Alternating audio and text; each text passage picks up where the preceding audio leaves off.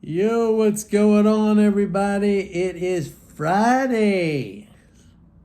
What is it? Memorial Day weekend, May 26th. I woke up feeling really good today, like mentally for the first time in a while. And it's a good feeling. It's a good feeling to have your mind back and your mental frame of mind. Like, that could go up, that could go down, and I'm certain it will. I'm certain this is like a one-day thing, or hopefully 2 days, but it's going to fluctuate. But thank you for all who continue to follow me and offer me good wishes. I'm healing up. I did my 5-mile run this morning. You know what's weird is, like, I wake up at 4 a.m. and, I run and starting to get light. I like when it's real dark, because then I feel like nobody's up, and like I'm the only one up. But now it's starting to get light early. I'm starting to see the sky lighten up as the sun comes up. But anyway, I want to talk about this potential deal on the debt ceiling, which some of you have been asking me about. And it's a fascinating deal. It really is, because, and we don't know the details. Basically what's being reported is that they're getting closer on having an agreement. But I saw one write-up, I think it was from thehill.com, I'm not sure, but they said that the debt ceiling could be raised by 4.5 trillion. That would be 3 times more than what Biden asked for. He asked for a 1.5 trillion increase in the debt ceiling. And the giveaway from that, or the compromise, was that it would include 4.8 trillion of cuts over the next 10 years. Now, it's just, you don't have to be an idiot to realize, like, that's never going to happen. You're not going to have 4.8 trillion of cuts over the next 10 years. I mean, you got new presidents coming in, you got new Congresses coming in. It's just not going to happen. First of all, we have to understand, whatever the agreement is on the debt ceiling now, spending appropriations remains the same. And we're running at, like, I think this month alone, and we're not even done, it's like 565 billion. So we keep doing, like, basically between 500 and 6 billion a month, which is, it's great. I spoke about that yesterday. It's hard to get bearish under those conditions.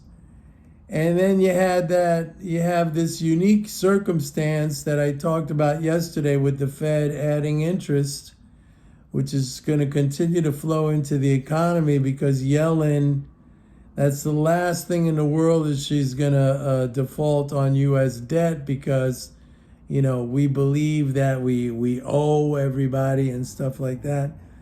So that's going to keep on flowing. I mean, and they're not going to cut Social Security. So actually all this stuff is like,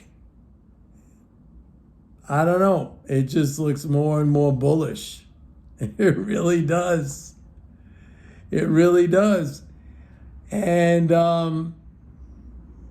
I can't even envision a scenario right now that would be negative, unless they would come up with some, in the new budget. This is the thing that and I don't know if this, whatever agreement is, if there is going to be an agreement, if it's going to include some kind of agreement towards the budget in 2024, I don't see anything negative in it. I just don't see anything negative in it. So basically what that means is we're going to see the normal corporate income tax drain in June, and that's going to pull the market down. But then we'll recover from that, and we get back on a path. Look, if they do that, if they do a $4.5 trillion debt ceiling increase, which will last us a couple of years, I mean, we're in the clear. I mean, they're absolutely not going to default on treasuries. And I told you that yesterday. They believe, the United States owes this money to people, even though they've already paid. And it's not like the people can't get their money. Like if you have a treasury, you just redeem it and you get your money. So it has nothing to do with anything. I mean, this is all like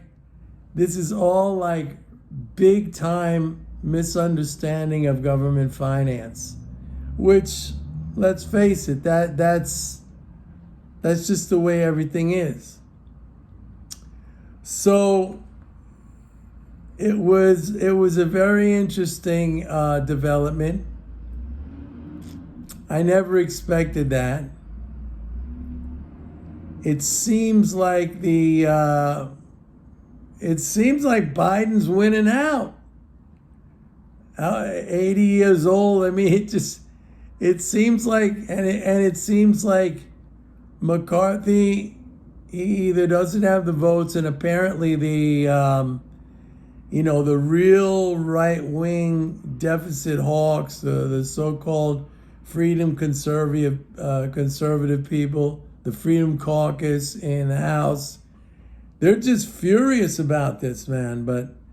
And I thought they had a lot of power, but apparently not.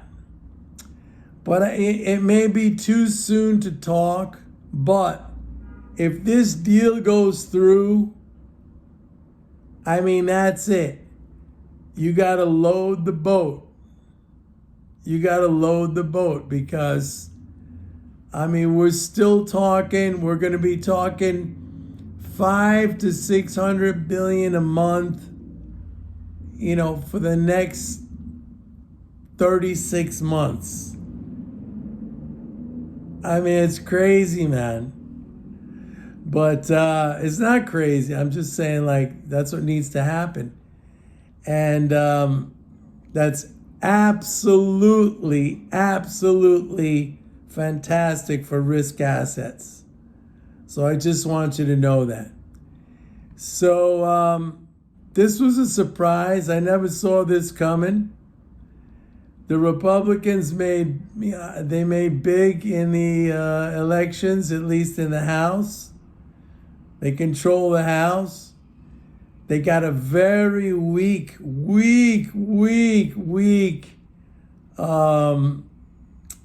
speaker, but that's not my problem. I mean, that's their problem. So that's the way I see it, man. And if this deal goes through the way it's been mentioned so far, and we don't know that $4.5 trillion increase, that was one thing spoken about. That's not any. I have no idea if that's anywhere near close to what it takes to close the gap on these negotiations. But if that happens, it would just be like ironic. It really would. And it'd be so cool. It'd be great. So that's my update for right now. I'll talk to you guys later. Have a great day.